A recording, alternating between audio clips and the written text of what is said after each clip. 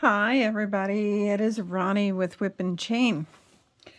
I have been doing a lot of test products on starching our crocheted stars and doing the hollow yarn balls, and it has been a huge trial and error for me. I have tried so many different things that I've seen on the internet. They show you how much it works, and through my due diligence, it'll initially work, but then after it sits for maybe a week, it kind of crumbles in on itself. So I didn't want to do a tutorial until I knew that I found something that will last for the season. And depending on how you store it, it could last for a few seasons, but it could definitely last for the season that you need, what I have found out. What you're looking at is called peel starch. I found this on Amazon. Amazon is really good for finding things that are just not easily found in our local stores here where I live. So anyway, what I like about this is for crochet projects like the stars and the yarn balls. A little bit of this goes a long way, and this was not that expensive. I think I paid maybe $13 for it, if memory serves me. And for crocheting, right on the bag, you add 1 part of this starch to 10 parts of water. That's it. You don't have to heat it. You don't have to, make a huge mess out of the ordeal. I like this. 1 bag will do so much, and that's why I absolutely love it. Now, that being said, we do need a few things for the project when you go to do this. I do recommend parchment paper and maybe even your blocking boards, but be very careful. I wouldn't put a starch project right on it. I'd put the parchment paper underneath, because when it dries, it could stick and you could get some remnants of this and actually ruin this. So I would definitely not recommend laying them right on here. Okay, so what I'm going to show you, because it takes a little time, I have water. I put 10 of these cups in. This is 1/3 of a cup. You can make any batch size that you want, but again, just try to remember that a little bit of this goes a long way. Okay, so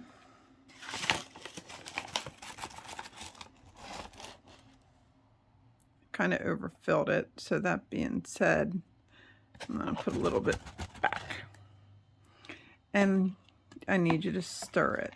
Okay, you have to give this time to incorporate and not be messy with lumps, that is. All right, so yes, I am not the neatest gal in town, and I'm okay with that. At my age, I have learned to just accept that I'm not always the neatest person. And I found a box of gloves that I use. So you just stir it. You can use a spatula. You can use whatever you have.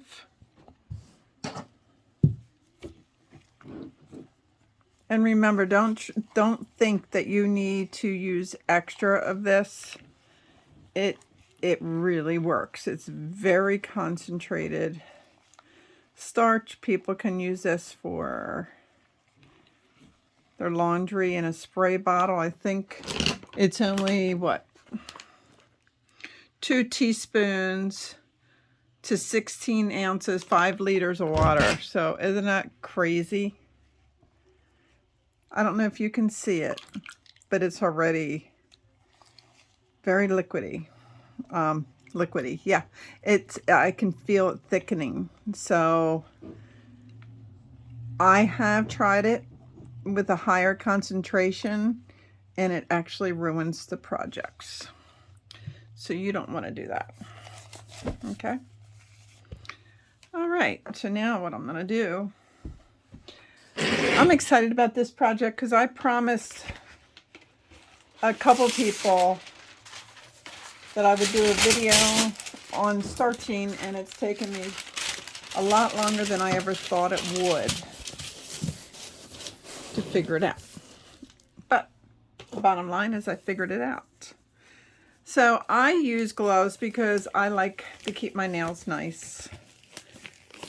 But you don't have to. You can wash your hands. So these projects that I did, remember I told you didn't really have to worry about cutting off or weaving in your ends. There was a reason for that, because once they're starched, they're good.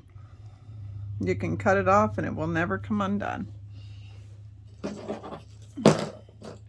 Trying to find, when you put these in, these actually need to soak for a little bit to get it all the way through.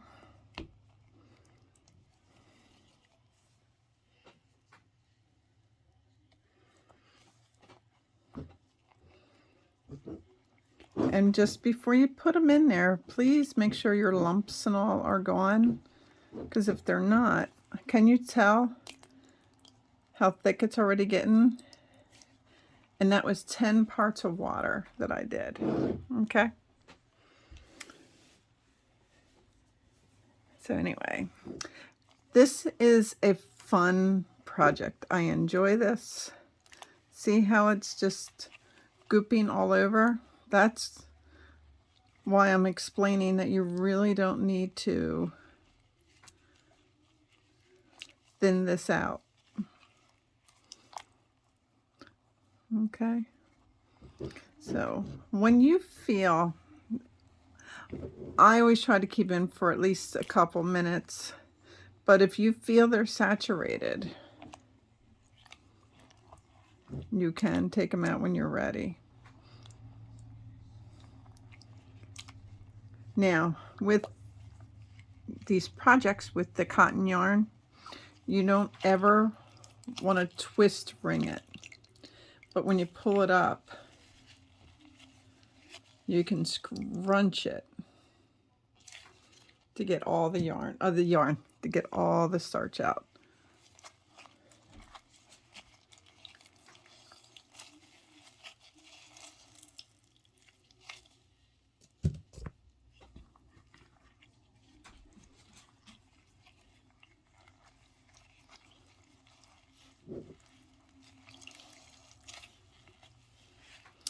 You'd be amazed at all the videos that I found, tutorials on the best methods. Like there's a stiffening spray, and it just, they didn't last. It didn't make them as stiff as I wanted them, because I rather them, I feel like they're prettier. They look like elegant on a tree if they're stiffened very good, but that's just what I enjoy.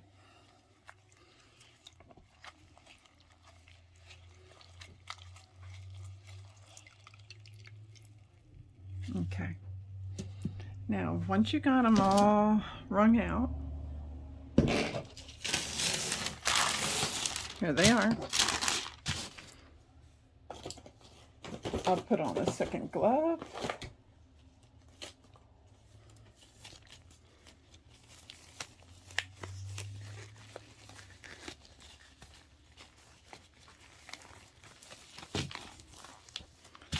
Now,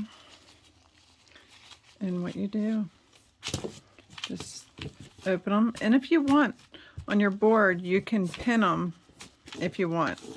I have not found a reason that I needed to pin them, but you are more than welcome. Just make sure you use rust-proof pins, because it will rust on your project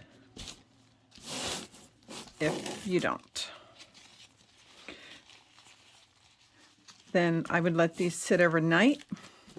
Make sure you sit them in a nice ventilated place, maybe where the sun shines in a little bit, for them to dry better.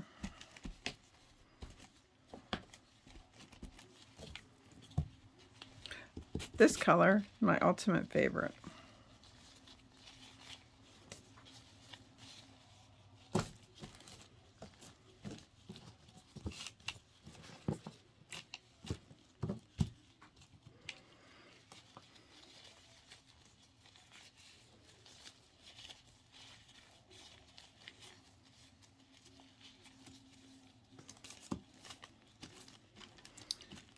And that is all you have to do. You let them sit out overnight, flip them. It might take a day or two to dry, but if you squeeze them out good, it really won't take that long. But this is what they look like after they've been soaked in that starch. And again, the starch that I used is called peel starch. And I did receive this off of Amazon. And that is all that's to it. Thank you for taking a few minutes to watch my video. And as always, if you like our content and you learn something, please hit that like and subscribe button. And come find us on Facebook under WIP, W-I-P, and Chain. And we have, Maggie has a drawing at the end of every month if you post some of the work that you're doing. So please come find us. WIP stands for Work in Progress. I work alongside Maggie and Lauren. Have a wonderful, wonderful day. Take care. Bye.